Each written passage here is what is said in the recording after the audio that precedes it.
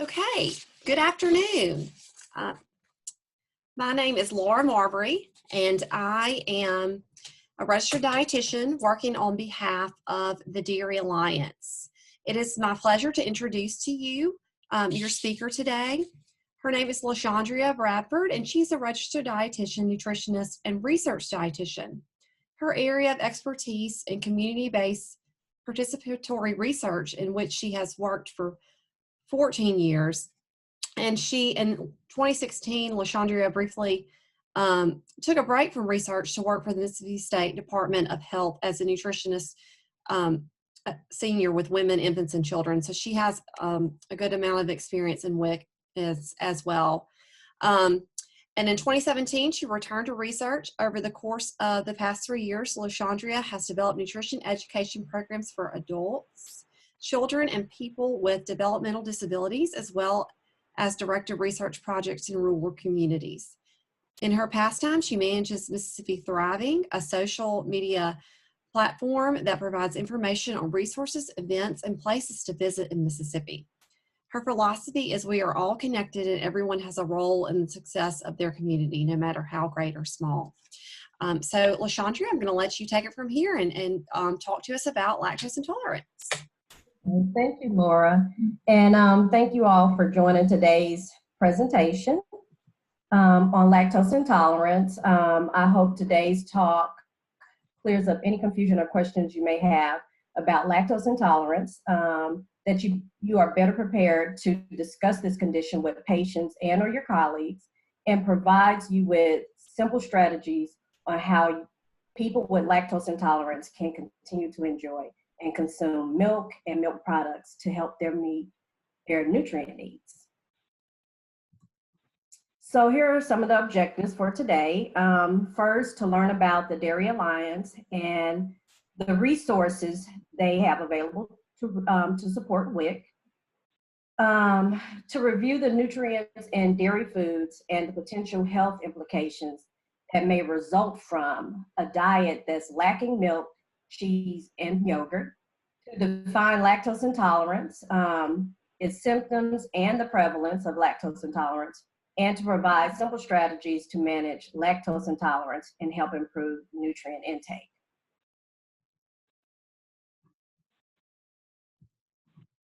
So for those of you who are unfamiliar with the Dairy Alliance, they are a nonprofit dairy commodity association for the Southeast.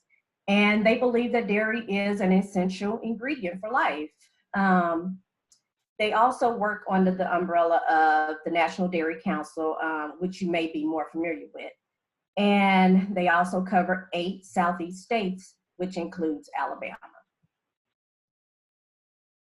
So here's a little bit about their vision and their mission. So they are global advocates for dairy as an essential ingredient to life. And their mission is that their market focus proactively promotes and protects the interests of the Southeast dairy farm families. So as I stated before, the Dairy Alliance is a nonprofit organization, and they're funded by dairy farm families of the Southeast. They work diligently with dairy farmers, retailers, schools, teams, health professionals, local organizations, state leaders, the media, and the public to promote dairy and knowledge about the dairy industry. Their efforts are centered in 8 states, like I said before, which it includes Alabama. It also includes Georgia, Kentucky, Mississippi, North Carolina, South Carolina, Tennessee, and Virginia. Dairy foods contain 9 essential nutrients that are important for building strong bones and healthy bodies. To that end, the Dairy Alliance works with consumers of all ages to provide them with nutritional information, dairy industry news, research, and recipes for healthy lifestyles. That includes 3 servings of milk, cheese, or yogurt each day.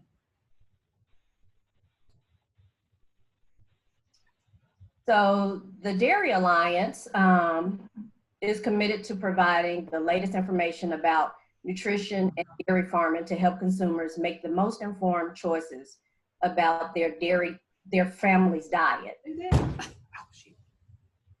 And on behalf of the dairy farm families of the Southeast, they work with the media, again, consumers, food banks, chefs, schools, processors, professionals, farmers, and milk lovers of all ages to provide nutrition information, research, and recipes for healthy lifestyles. That again includes 3 servings of dairy each day.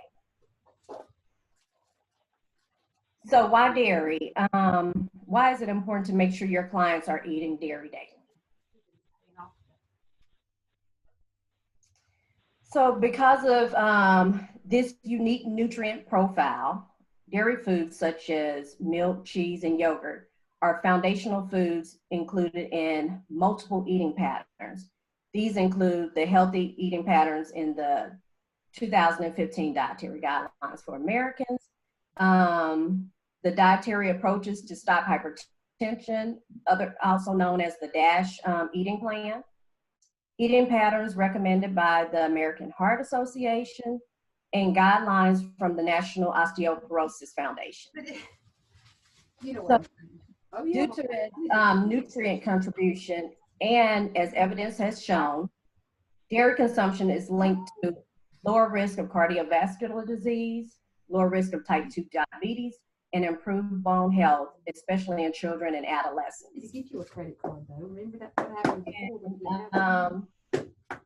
The last 3 sets of dietary guidelines for Americans recommend 3 daily servings of dairy for people ages 9 years and older, 2 cups of dairy for children 2 to 3 years of Hi, age. LaShondria. I'm sorry. I'm not interrupting you real quick. I think I want to just make sure that everyone hops on mute real quick. And that may be my fault. I thought I did everyone, but if you aren't on mute, let's hop on so we make sure we catch all of LaShondria's good info. Thank you. Yeah. Oh, I know. Okay. Yep. I think someone else is still unmuted. Yeah, credit card, because if you don't have a lot of dollar bills on you and your car breaks down and you need somebody to get it towed or something like that, you might. You think you can mute all? You got Laura? Okay.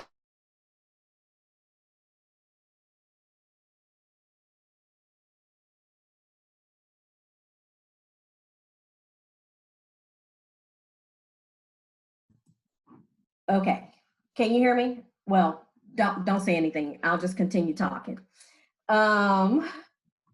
So the dietary, the last 3 set of dietary guidelines for Americans recommend 3 daily servings of dairy foods for people ages 9 years and older, 2 cups for children ages 2 to 3, and 2.5 cups for children ages 4 to 8.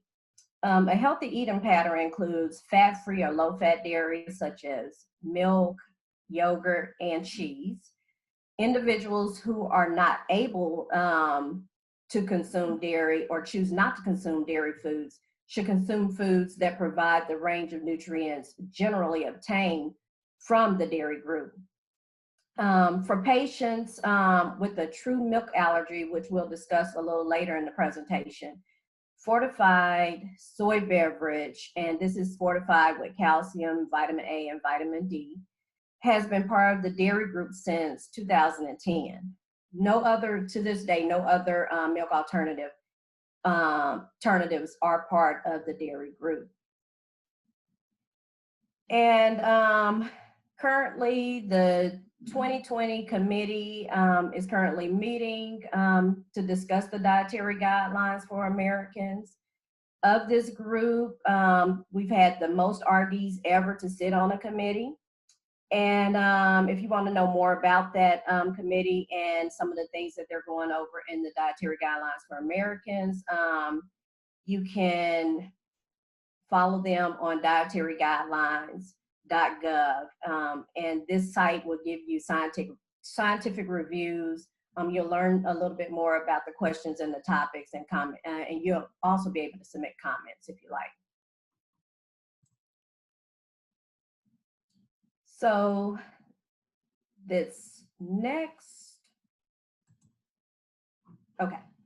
So the next slide just kind of goes over what we discussed earlier about the number of servings that children need and adults need. And for WIC, children ages 2 to 5 need between 2 cups to 2.5 cups a day.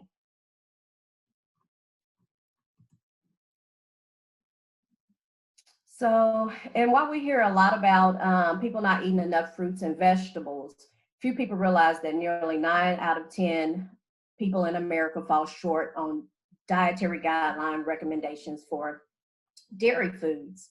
As you can see in the blue box, Americans consume on average less than 2 cup equivalents of dairy foods per day. Adding just 1 more serving of dairy a day would help people meet the recommendations, close that shortfall nutrient gaps, and support health benefits.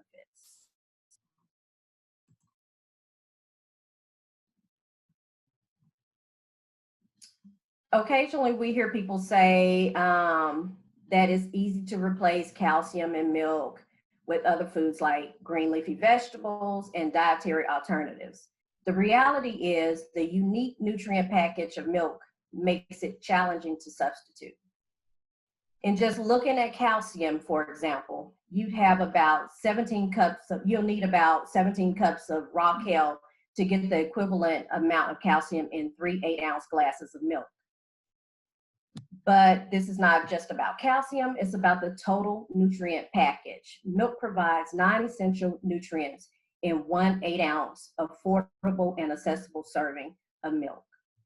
In fact, for about $1 a day, people can get 3 servings of dairy as recommended in the healthy US lifestyle eating pattern.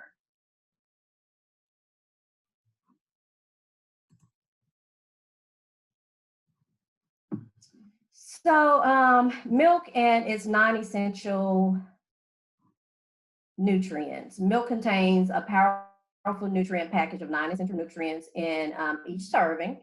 In fact, it is the #1 food source of 3 of the 4 underconsumed nutrients of public health concerns identified by the dietary guidelines for Americans. And these include calcium, vitamin D, and potassium. In addition, nutrient-rich milk is the primary ingredient for yogurt, which includes 7 nutrients, and cheese, which provides 6 nutrients per serving. These 3 dairy foods are nutrient-rich addition to the diets of your WIC clients.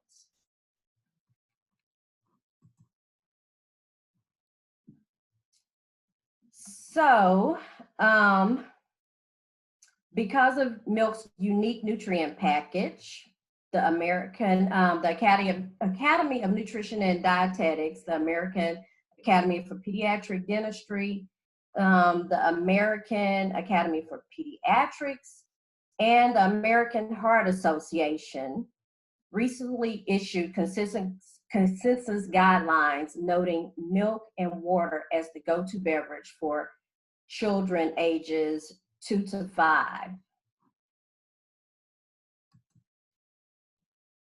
Also, the consensus noted that plant-based dairy alternatives aren't recommended as a complete substitute for dairy milk for young children for a couple of reasons. One is the nutrient content of the milk varies widely. The other reason is that nutrients may not be as bioavailable from plant-based alternatives to cow's milk. With the exception of fortified soy, these milks are not adequate nutritional substitutes for dairy milk, which has many nutrient essentials for healthy growth and development. Some plant-based non-dairy milks have added nutrients such as calcium and vitamin D, but the amounts vary by type, again, and brand, and evidence suggests that our bodies may not be able to absorb the nutrients from plant milks as well as it can from dairy milks. In the case of lactose intolerance, lactose-free unflavored milk is widely available. In the case of milk allergies or families who choose to avoid animal products, unsweetened and fortified non-dairy milks such as soy may be a good choice for them. So just be sure to have your clients consult with a pediatrician, or you being a registered dietitian, you're a good source of information on milk substitutes for children. And you can also discuss with your client how to make sure his or her overall diet, not just the child, has enough of the key nutrients found in milk, such as protein, calcium, and vitamin D. So among American adults, approximately 37% have cardiovascular disease or living with the after effects of a stroke. About 34% have high blood pressure, and 8% have been diagnosed with type 2 diabetes. As many Americans are struggling with these chronic diseases, dairy foods such as low-fat and fat-free milk, cheese, and yogurt are foundational foods in healthy eating patterns, which again, as I said before, are outlined in the 2015 Dietary Guidelines for Americans. Healthy eating patterns are linked to lower risk for chronic diseases that affect millions, and those chronic diseases are cardiovascular disease, blood pressure, and type 2 diabetes. So a little bit about evidence on the benefits of eating dairy. Nutrients found in dairy foods have been established as critical components for optimal bone health and maintenance and reduced risk of osteoporosis.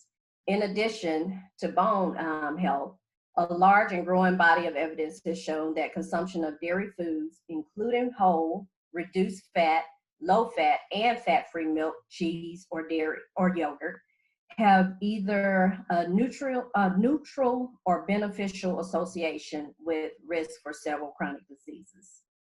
So consumption of dairy foods have either a neutral or beneficial link to lowering the risk of cardiovascular disease, high blood pressure, and also type 2 diabetes. In fact, Advances in Nutrition published a review of more than 20 studies which concluded eating dairy food is not linked to higher risk for cardiovascular disease, high blood pressure, and type 2 diabetes. And in some cases, may be linked to lower risk of these diseases.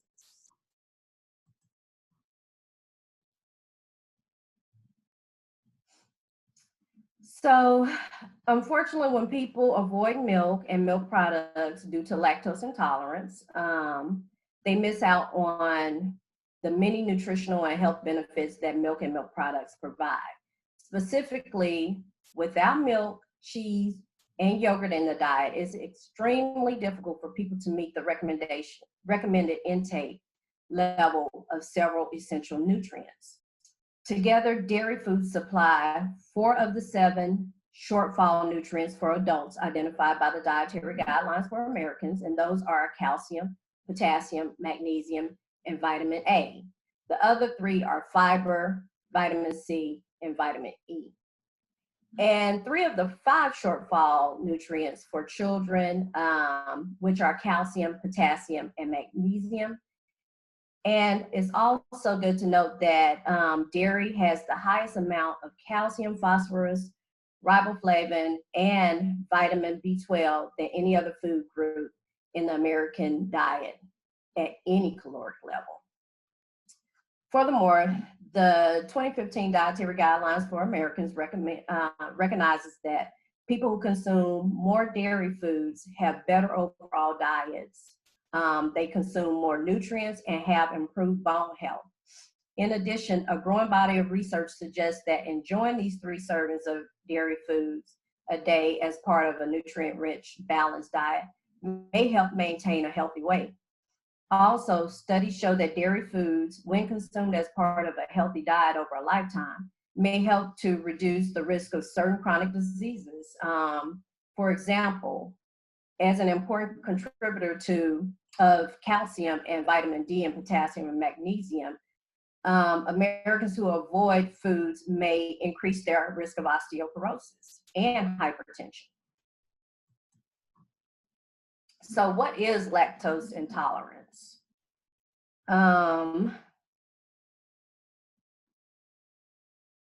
Although dairy is an important part of our diet, contributing essential nutrients, and many of our clients are not consuming. So many of our clients are not consuming lactose dairy due to lactose intolerance and the discomfort that the lactose intolerance may cause. So right now we're just going to discuss lactose intolerance, and we'll talk about lactose malabsorption. So here's the clinical definition for lactose intolerance. In lactose intolerance, digestive symptoms are caused by lactose malabsorption, a condition in which your small intestines cannot digest or break down all the lactose you eat or drink. And most people with lactose intolerance can consume some amount of lactose without having symptoms. Different people can tolerate different amounts of lactose before having symptoms. And some of those disturbances or GI problems that they may have are diarrhea, bloating, abdominal pain, flatulence.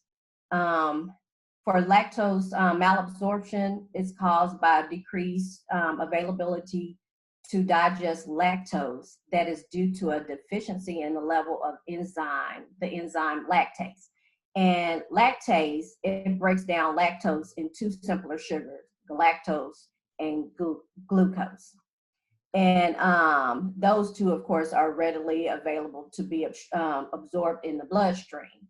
Well, this enzyme is produced by the expression of the lactose fluorescein, I'm trying to pronounce this correctly, lactose fluorescein hydrogenase gene, in which the cells lining the small intestines are not able to absorb the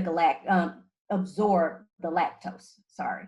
The symptoms of lactose intolerance result from bacterial fermentation of undigested lactose in the colon.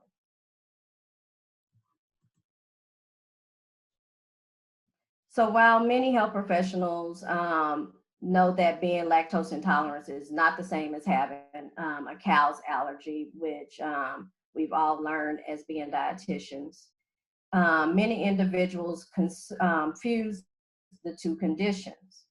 So let's take a look at some of the key differences. Lactose intolerance is a sensitivity to the carbohydrate or the sugars that are found naturally in milk and milk products, which is also, as we know, called lactose. While a milk allergy is an allergic reaction to the protein found in milk and milk products, lactose intolerance is related to the incomplete digestion of lactose in the gastrointestinal system, while a milk allergy, like all allergies, is triggered by the immune system. There are also differences in the age of onset. If milk allergies were to manifest, it's most commonly would occur when the child, in young children. On the other hand, lactose intolerance is rare in young children, and if it were to emerge, it would most likely happen late in adolescence or adulthood. And this would manifest as lactase efficiency decreases. Another key difference involves management of conditions. While people with milk allergies need to avoid milk and milk products, people with lactose intolerance can and should continue to enjoy foods like milk, natural cheeses, and yogurt. and I need to take a drink of water. Sorry.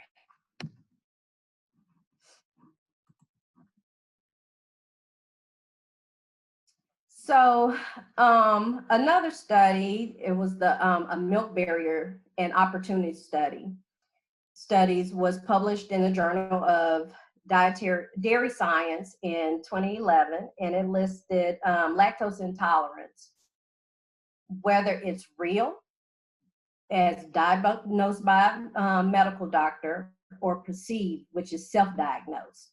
And it's one of the self-diagnosing was one of the main reasons why consumers did not drink milk, and this could be due to a family member having symptoms of lactose intolerance, or maybe at a younger age because of belief they did not include dairy in their diet.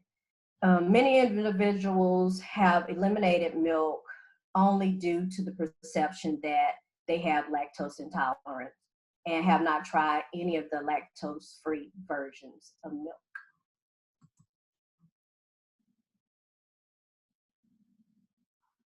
So the inability to break down lactose is known as lactose malabsorption, which is due to the deficient levels of lactase, the enzyme that breaks down lactose.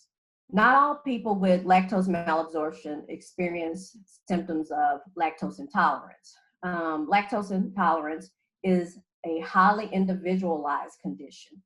The types and severity of symptoms and the amount of lactose that triggers the symptoms vary among and within individuals.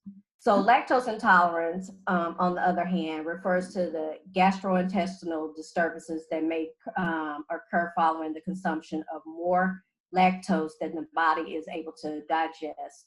Left undigested, lactose is fermented by healthy bacteria in the intestinal tract, and this fermentation produces uncomfortable symptoms such as like the gas or the flatulence, abdominal pains, or bloating.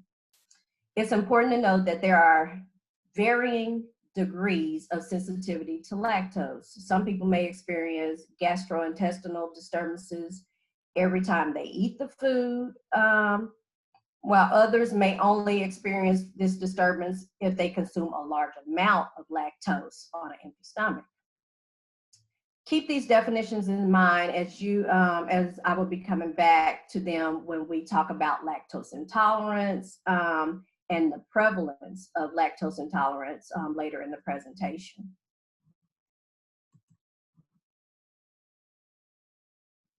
So some people mistake lactose malabsorption prevalence numbers for intolerance prevalence. A study was done in 2017 that looked at global prevalence of malabsorption and estimate that 2/3 of the human population ages 10 years and older actually had a prevalence for the malabsorption. This condition is more common in people of East Asian, West African, Arab, Greek, Jewish, and Italian descent, and less common in populations who have relied on unfermented dairy products. For example, about 5% of Northern Europeans have malabsorption. So lactose malabsorption and lactose intolerance are not synonymous. Many individuals who elicit signs of malabsorption do not have GI symptoms following a blinded lactose challenges versus vice versa. Many who report lactose intolerance do not show evidence of lactose malabsorption. Their symptoms are unlikely to be related to lactose. Sorry, y'all. Let me drink another little drink of water. That's a lot. Many individuals mistakenly relate symptoms of other intestinal disorders to lactose intolerance. This can cause intergenerational if self-diagnosed parents place children on lactose-restricted diets even in the absence of symptoms. So that just goes to show if the parent believes that they're lactose intolerant, even without being tested, then most of the time they don't allow their children to have dairy, or they restrict the amount of dairy that the child does have. The National Institutes of Health held a consensus development conference on lactose intolerance and in health in February of 2010 to assess the available scientific evidence to answer a handful of questions, including what the true prevalence of lactose intolerance is among Americans and how it differs by race, ethnicity, and age. The expert panel convened by the NIH was not able to definitively answer the prevalence question based on the available science.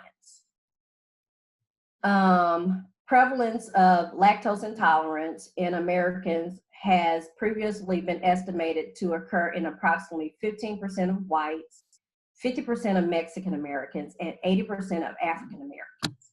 However, results of the study conducted by Baylor College of Medicine titled Prevalence of Self-Reported Lactose Intolerance in a Multi-Ethnic Sample of Adults, published in September of 2009, suggests that the prevalence of lactose intolerance may be far lower than previously estimated from studies of lactose maldigestion. The study, which surveyed a national sample of adults in 3 ethnic groups, found that the age-adjusted self-reported lactose intolerant rates were 12% of total respondents, with 7.72% of European Americans. 10.05% were Hispanic Americans, and 19.5% were African Americans. They all considered themselves to be lactose intolerant. These new findings suggest that prevalence of lactose intolerance in practical life settings may actually be lower than originally suggested.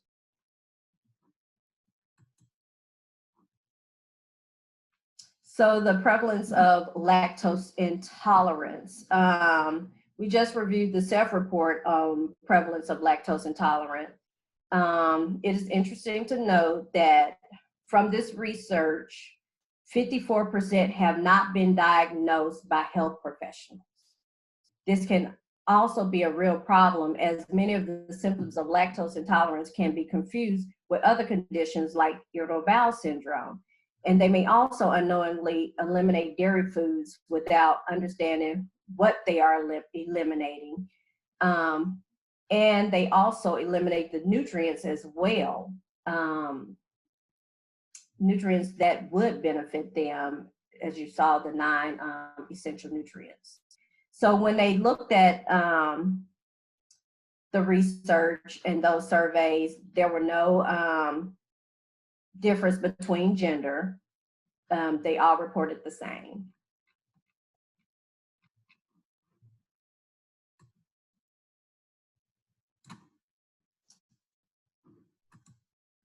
So let's see, here we go. Milk and milk product intake is associated with better diet quality and has been associated with reduced risk of chronic diseases or conditions including hypertension, cardiovascular disease, metabolic syndrome, type 2 diabetes, and osteoporosis. Some research also indicates dairy food intake may be linked to reduced body fat when accompanied by energy restrictions. On average, both African Americans and Hispanic Americans consume less than the recommended levels of dairy foods and their nutrients. Perceived or actual lactose intolerance is the primary reason for limiting or avoiding consumption of dairy foods. While true, lactose intolerance prevalence is not known. Research indicates that those who consider themselves lactose intolerant may compromise dairy intake. which may leave them, again, short of the non-essential nutrients intakes and the other nutrients, and make them more susceptible to some of the chronic diseases that are mentioned above, like the type 2 diabetes and the cardiovascular disease and hypertension. Public health authorities agree that for those with lactose intolerance, dairy food intake is not only possible, but it's also encouraged.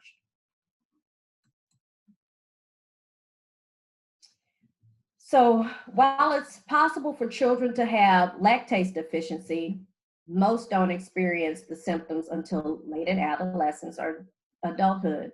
Remember that stomach pains and GI distress can be linked to other allergies or digestive issues. So don't assume it is lactose intolerance. The American Academy for Pediatrics recommends children with lactose intolerance consume dairy foods with the appropriate, when appropriate, in order to get their calcium, their vitamin D, protein, and other nutrients essential for bone health and overall growth. And based on the 2008 survey, the majority of health professionals, which 80% of them were pediatrician and dietitians, agreed that lactose intolerance is the major reason for some people avoiding milk and milk products.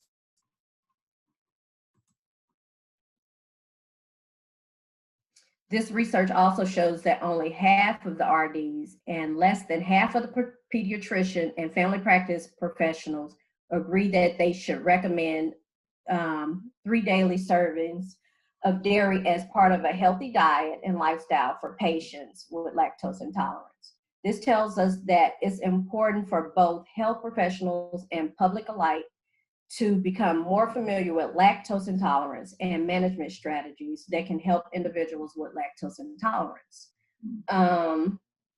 It can also help them enjoy the recommended servings of milk and milk products every day, which again is 3 servings a day for individuals who are 9 years and older, and 2 servings a day, 2 to 2.5 servings a day for children between the ages of 2 and 8.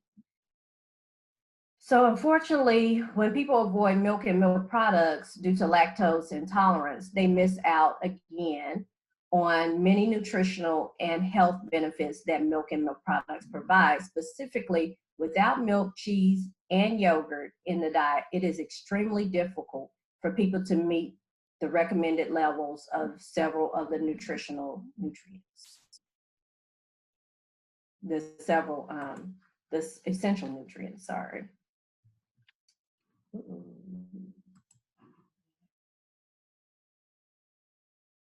So what can health and nutritional professionals do to help? As health and nutritional professionals, you can help people manage their lactose intolerance and achieve the recommended servings of dairy every day, which again, and we're going to, I'm going to reiterate this throughout the entire presentation so it can sink in. Again, it's 3 servings per day for individuals 9 years age and older, and 2 to 2.5 servings for children 2 years of age and older. So many people who say they have trouble digesting milk and have actually never been diagnosed as lactose intolerant by a health professional. So while they are experiencing gas, bloating, or abdominal discomfort, and this, it can be disruptive and uncomfortable in their lifestyle, but it hasn't actually been diagnosed by a medical doctor. So GI disturbances are common in many disease states. As we stated before, it can be irritable bowel syndrome or something like that. Therefore, it is therefore, it is important to identify the true source of the discomfort. And a new report from the National Medical Association recommends a two-step process for pinpointing lactose intolerance. So those are verbal or written confirmation, and then the hydrogen breath test or a lactose tolerance test. So with the verbal and written confirmation, it includes a set of questions on screening tools that helps to identify patients who complain about GI disturbances or any other discomforts comforts after eating. The second is if a patient indicates that they are experiencing gastrointestinal disturbances that may relate to lactose intolerance, administer a lactose tolerance test, a hydrogen breath test, a stool auditing test, or one of the emerging methods of testing, all of which are reliable ways to measure the lactose absorption in the digestive system. These tests alone cannot confirm lactose intolerance, so it is important to obtain a verbal confirmation from the patient or your client too. So not just the test, but you also need that verbal or written confirmation. It is important to reinforce that pinpointing the problem as lactose maldigestion and a verbal confirmation from the patient does not mean that milk, dairy products, and other lactose-containing foods should be eliminated from the diet.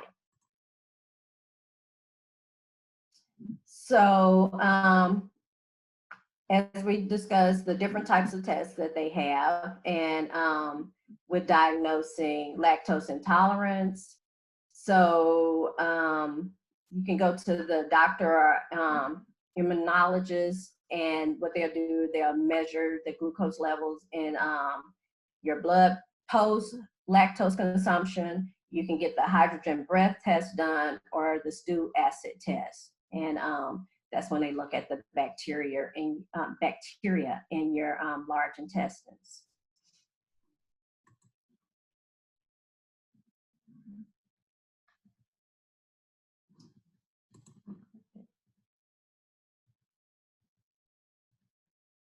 Okay.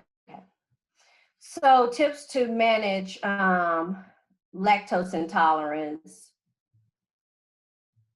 Let's see, the NIH, or National Institutes of Health, recommend to people with lactose intolerance to keep dairy foods in their diet. Lactose intolerance, people with lactose intolerance can tolerate small amounts of dairy, either during a meal or during a snack. Each person with lactose intolerance is likely able to tolerate a degree of lactose. That's because one size does not fit all. It is about understanding how much lactose is in the food that people love and how much that person can handle, and other helpful hints.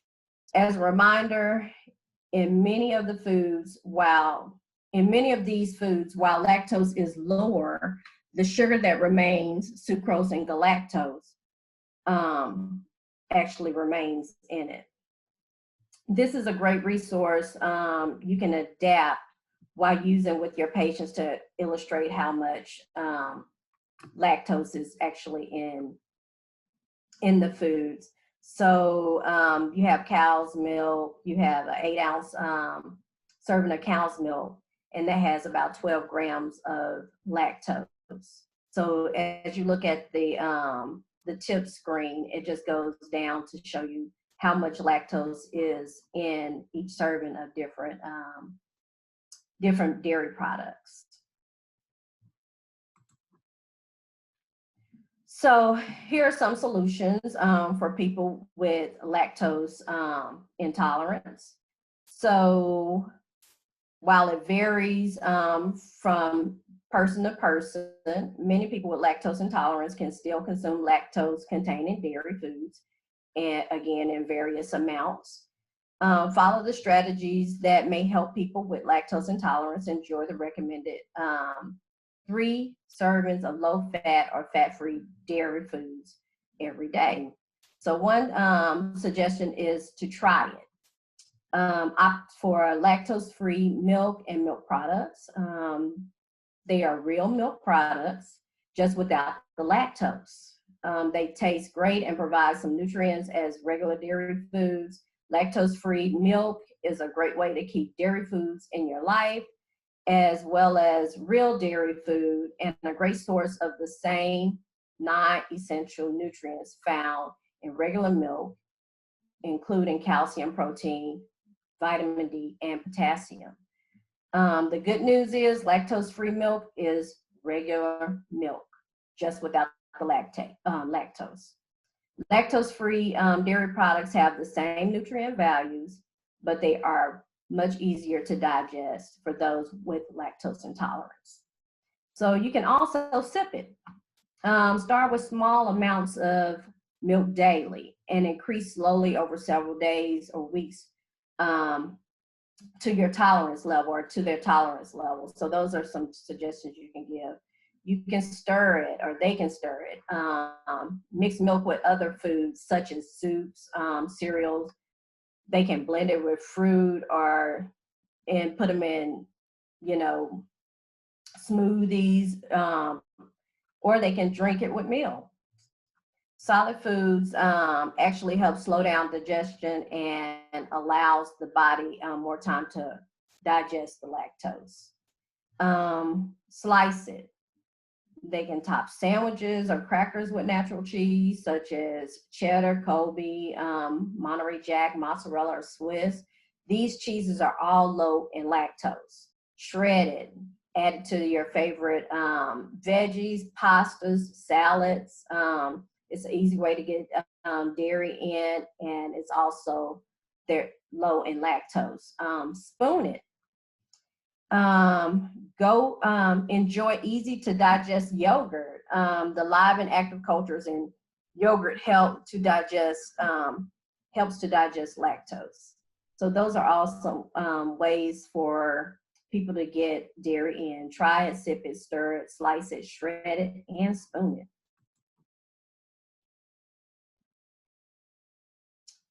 Let's see, when talking to your patients and clients about his or her daily eating habits, you can gain a better understanding of their typical food consumption. And you can also, it will also help you customize your recommendations to fit his or her lifestyle or the child's lifestyle.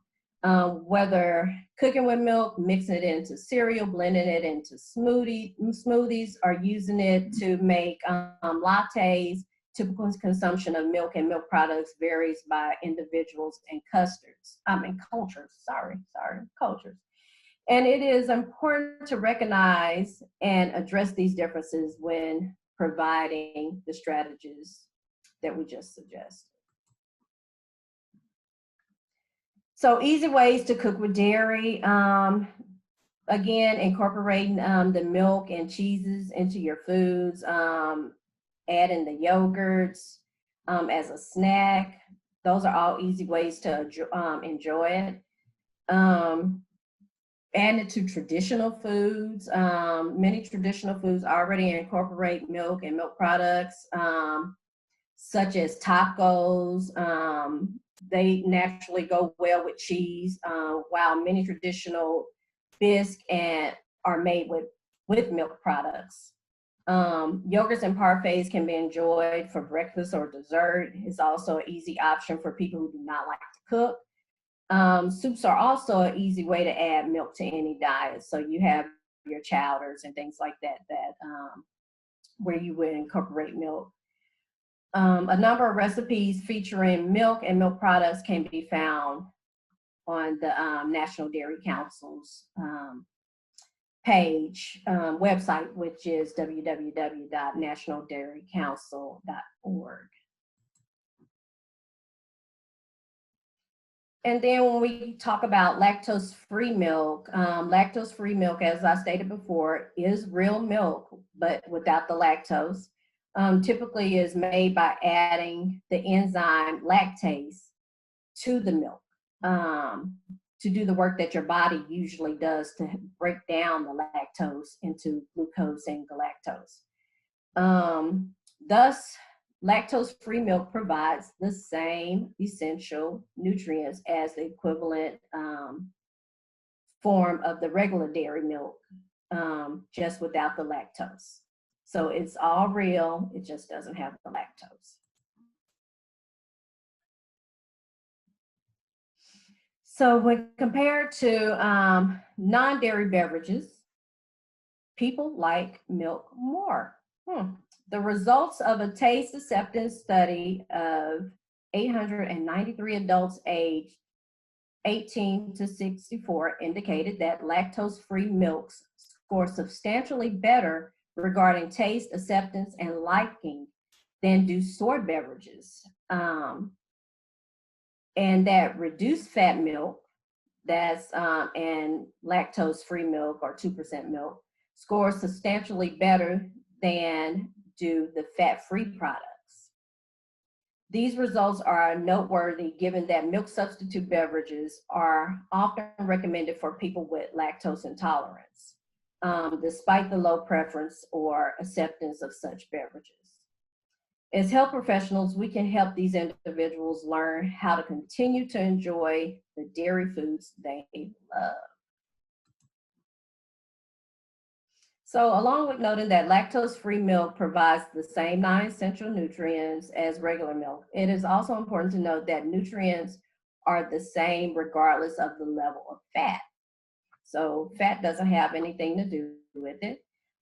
There are 4 standard fat levels for milk, and most of us are familiar with their names. So we have the whole milk, the 2% milk, 1% milk, and skim or non-fat milk. And yes, they do differ in fat level. Whole milk contains 3.25% milk fat. And for whole milk, this means that it has 8 grams of fat per cup. For 2% milk, there's a 5 gram of fat per cup. There's 5 grams of fat per cup. And this is also called reduced fat milk. So 2% and reduced fat milk are the same. For 1% milk, there's a 2.5 gram. There are 2.5 grams of fat per cup. This is also called low fat milk.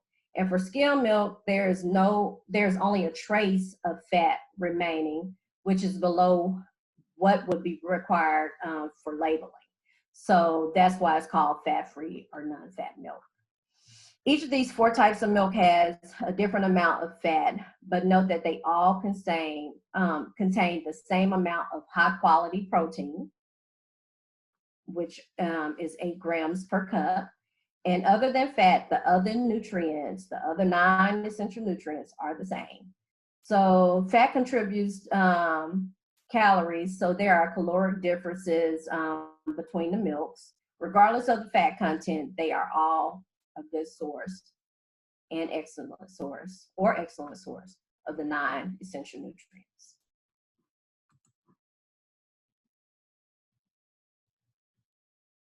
So when working with your clients or patients with lactose intolerance, tailoring your message can help you effectively connect with your patients, as well as help promote behavioral change. While not specific to individuals with lactose intolerance, a recent qualitative study provides useful insight on effective messaging concepts to communicate when addressing barriers to healthy eating. Based on a large qualitative study of African Americans and Latinos and low-income white Caucasian middle school students and their parents, the following key message concepts were developed. And they were developed to help address barriers to eating more nutrient-rich foods like low-fat and fat-free dairy products. So what they have is, based on the messages, were to promote small sequential steps to change the lifestyle, to help change the family diet. The process of change must be small. These are some of the things that they found. To help change the family diet, the process of change must include small, doable steps.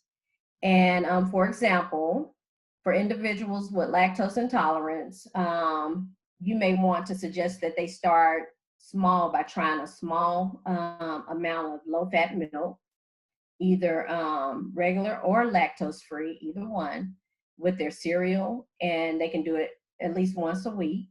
Then suggest that they increase the amount or frequency before moving on to another change.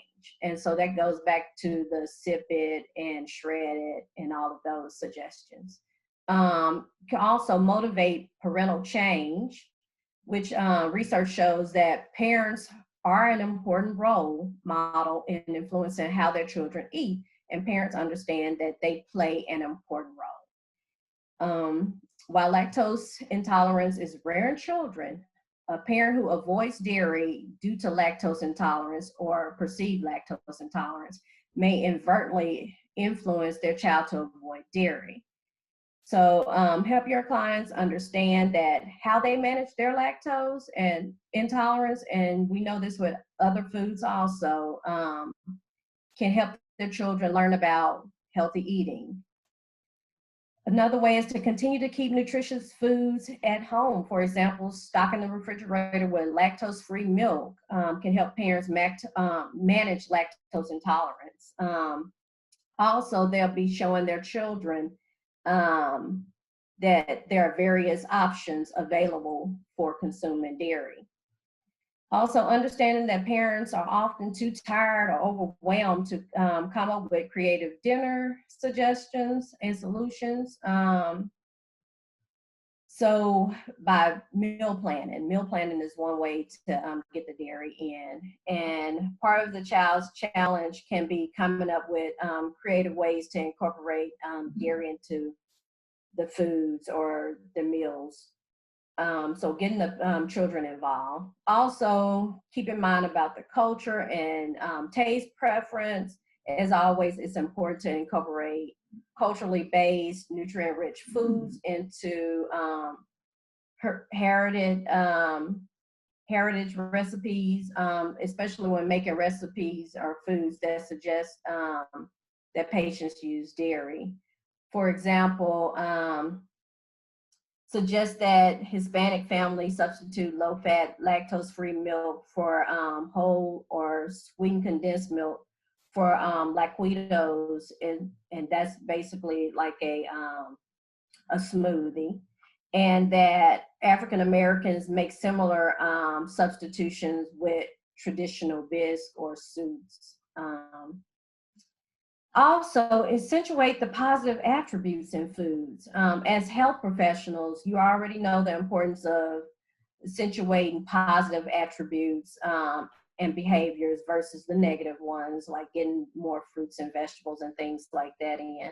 So this can be more true than when talking about lactose intolerance. So you can do the same thing when discussing that with your clients.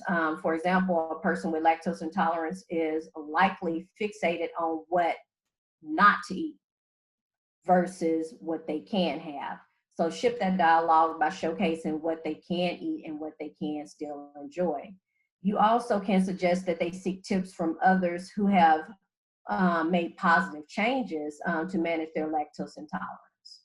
So those are just some tips you can go by when talking to your clients about incorporating more lactose-free into their diet. In conclusion, as health professionals and experts in the field of food and nutrition, we all play an important role in helping to educate people with lactose intolerance on the critical role that at least 3 daily servings of dairy, whether it's milk, cheese, or yogurt, can play in helping to meet recommendations for calcium, riboflavin, protein, potassium, and other key nutrients. I don't know why I say ingredients. These recommended strategies for health professionals are summarized from the National Medical Association 2009 report on lactose intolerance in African Americans, but they are relevant no matter what your patient's ethnicity may be.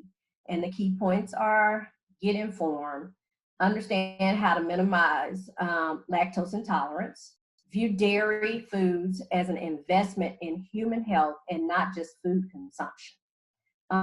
Become educated on current guidelines. Also to ask, include an inquiry about lactose intolerance as a core question when making medical history to help reduce dairy nutrient deficiencies. So when your patient comes in or your client comes in, ask them about that history. Encourage patients to be formally tested for lactose intolerance, or provide guidance on the gradual introduction of dairy into the diet, which are those key points we have with the sip and the shred. And let's see, identify those at risk, review positive linkage between dairy products and key disease status. Identify pregnant women, the elderly, hypertensive, diabetic, and other risk groups whose health may be even marginally improved by protecting against the nutrient insufficiency. And educate, disseminate dietary guidelines to patients to educate them on the critical role of consuming 3 servings of dairy foods per day. As we said before, or as I said before, individuals who are 9 years or older, you know, they need that 3 cups a day, and then it goes on down to 2 to 8-year-olds, 2 cups to 2.5 cups a day. Always emphasize how this helps them to meet recommendations for calcium, riboflavin, and protein, potassium, and the other 9 nutrients that were mentioned. So in the end, we don't always want patients to miss out on nutrients in milk and dairy foods that are provided.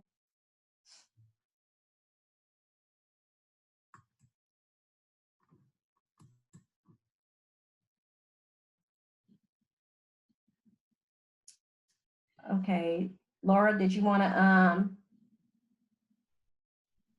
me to give you back the screen? Let's see.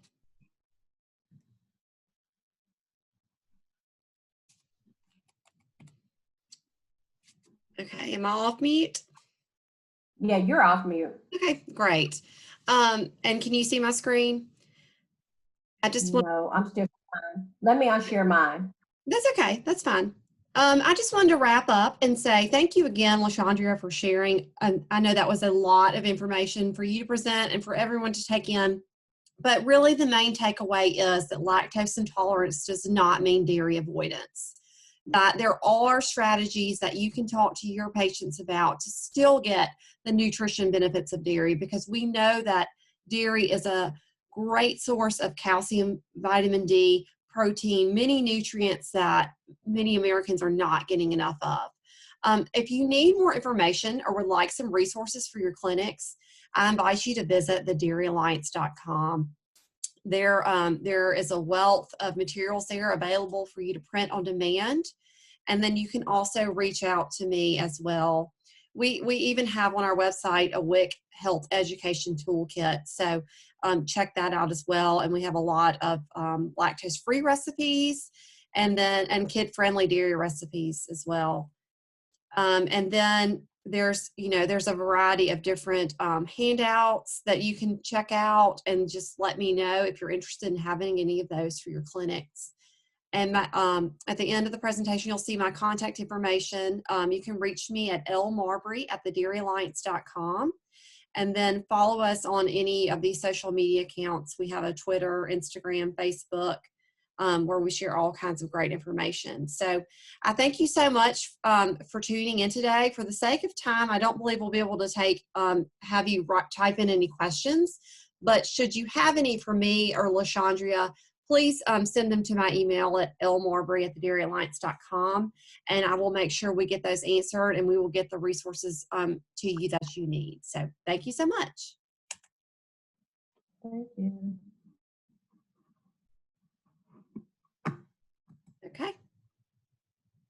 Okay, I just stopped sharing the screen.